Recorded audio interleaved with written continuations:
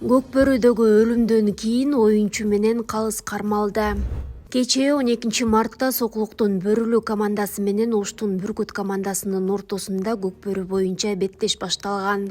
Оюн башталгандан 10-15 мүнөт өткөндөн кийин оюн эрежелерин одоно бузуу менен коштолгон кагылышуудан улам Бөрүлү командасынын оюнчуларынын бири аттан жыгылып эс учун жоготкон. Оюн дароо токтотулуп, окуя болгон жерге медициналык тез жардам кызматы чакырылган. Жабырлануучу 1980-жылы туулган Жаран алган жаракатынан улам ооруканага бара жатып каза болгон. Алдын ала текшерүүнүн жыйынтыгы боюнча анда баш сөөктүн ачык жаракаты, баш сөөктүн сыныгы, маңдай сөөктүн ачык сыныгы, оң көздүн жаракаты, мурундун сыныгы жана үстүңкү жаактын сыныгы аныкталган. Бул факт Кылмыш жаза кодексинин ден соолукка оор залал келтирүү беренеси менен катталган.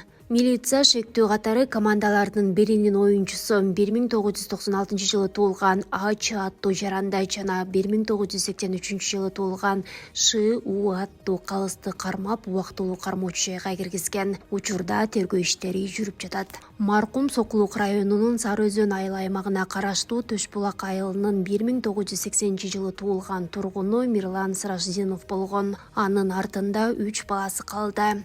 Мирлан Сраждинов 1997-жылдан тарта Көкбөрү оюну менен алек болуп келген.